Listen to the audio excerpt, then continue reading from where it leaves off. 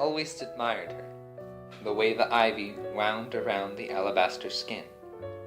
It was the faint red that landed on her face and entwined with the green.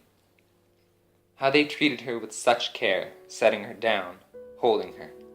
I longed to do the same. She was strong, without a chip or flaw on her. I yearned to know her name. I was plain compared to her. I wore blue with gold woven in. Nothing special. She was the one they gazed at. I watched the way she was passed from hand to hand. She was delicate to them. I longed to hold her like they did, but that was impossible. I could only sit by and watch and hope. We were both quiet, never speaking. We couldn't. They always spoke of her. Look how the pattern winds around her. She just shimmers in the light. They set her down, near me. I was nervous. Perhaps this could be the moment. I gazed at her, unsure if she was looking at me. They poured the hot liquid around. The scent of raspberries radiated off.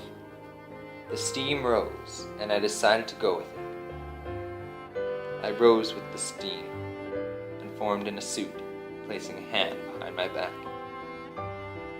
She must have noticed, because she formed a long skirt, swirling around bare ankles and feet. I moved on my cloud, reaching a hand towards her, and I bowed at the waist. Her spine curved as she dipped into a curtsy. When she rose, her eyes shimmering, and she slipped her hand in mine. Her hand was the same warm temperature as mine. I twirled her once, and pulled her to me, holding her close with my other hand. I felt her other one on my shoulder, smoothing the material. We both heard the silent music.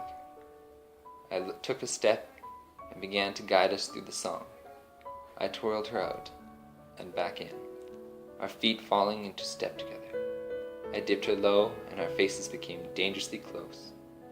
I could see the happiness swarming in her eyes, and she smelled of sweet berries.